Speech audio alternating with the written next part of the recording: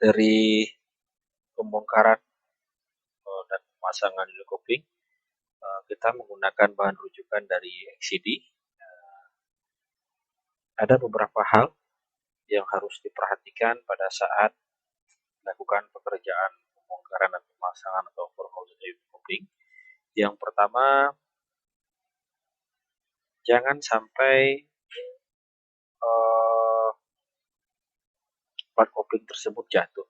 Ada beberapa alasan jika plat kopling itu terjatuh. Ada kemungkinan dari gladis itu akan mengalami keolengan, ya, seperti yang ditunjukkan pada gambar di sini, ya. Bagian yang ini merupakan gladis, ini pressure plat, ini flywheel. Nah, jika gladis tersebut oleng, persinggungan antara gladis dengan flywheel atau gladis dengan pressure plat itu tidak akan menjadi sempurna, dan kondisi seperti ini tentunya akan dapat menimbulkan gangguan pada saat kopling tersebut bekerja.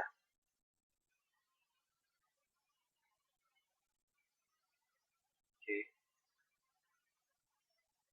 Kemudian yang harus diperhatikan juga, jangan sampai plat cover itu terjatuh. Alasannya, jika plat cover itu terjatuh, strap, ya, akan dapat berubah bentuk. Nah, strap merupakan bagian dari plat cover yang menghubungkan ini pressure plat dengan bagian plat cover. Dan juga jika dapat menyebabkan klip yang menghubungkan antara pressure plat dengan diafragma spring itu berubah bentuk atau mengembang, ya. Kondisi dari klip yang mengembang atau berubah bentuk dan strap yang berubah bentuk, ini yang bagian strap, ya, itu akan dapat menimbulkan suara abnormal pada saat kopling bekerja.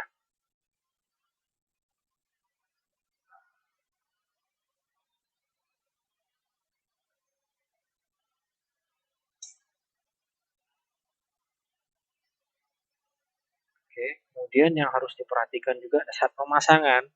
Pada saat pemasangan itu tepatkan ya plat cover dengan dowel pin. Nah, ini dowel pin yang ada pada flywheel itu harus diposisikan dengan benar. Nah, pelepasan transmisi.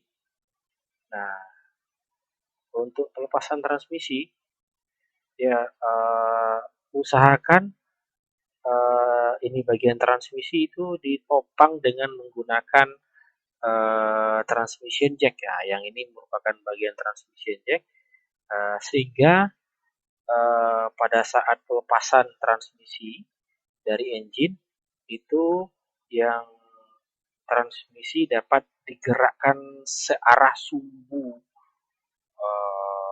kendaraan dan tidak boleh dikeluarkan dalam keadaan miring, ya. Nah, dapat diturunkan dengan baik. Terlihat di sini cloud cover.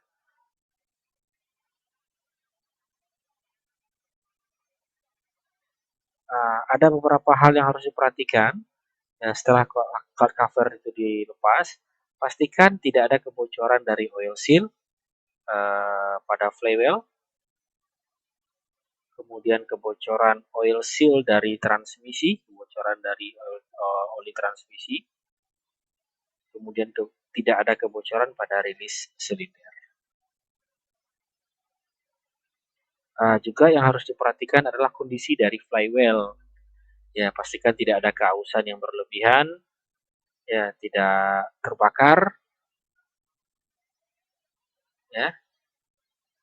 Jika bertemu atau berjumpa dengan keadaan flywheel seperti ini flywheelnya udah harus ganti karena flywheelnya udah ini terbakar gitu, ya, terbakar, atau mungkin karena koplingnya menggesek.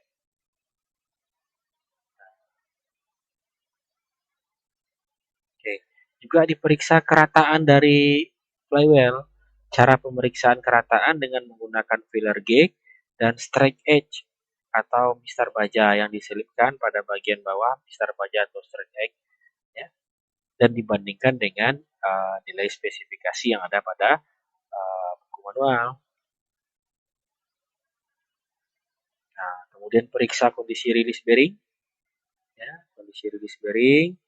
Nah, apakah kondisi rilis bearingnya dapat berputar dengan normal? Nah, dapat meluncur dengan baik. Oke. Skip. Nah, untuk pemasangan, ya, pemasangan. Nah, ada hal yang harus diperhatikan. Jangan sampai memegang bagian facing dengan tangan karena besar kemungkinan tangan eh, kita itu terkontaminasi dengan kotoran, misalnya gemuk, bensin, gitu kan. Jadi usahakan pemasangan facing ini, pemasangan disklat ini dalam keadaan bersih.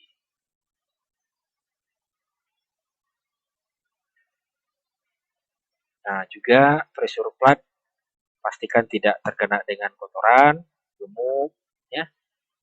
Nah, periksa dulu terlebih dahulu keadaan dari facing, ya ini yang baru ya, kopling baru juga diperiksa alur-alur dari gladis yang akan bersinggungan dengan input shaft nantinya ya, apakah dalam keadaan baik.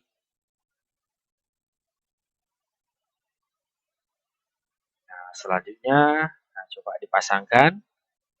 Kemudian alur bagian dalam dari gladis yaitu diberi grease ya dengan cara seperti ini, dan alur bagian luar dari input shaft juga diberi grease. Tapi nggak boleh berlebihan.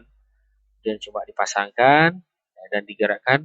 Kelebihan grease itu harus dibersihkan. Nah, karena jika tidak dibersihkan, kondisinya dapat seperti ini. Grease sputtering nih, sputtering itu terpercik gitu ya pada saat kopling itu bekerja.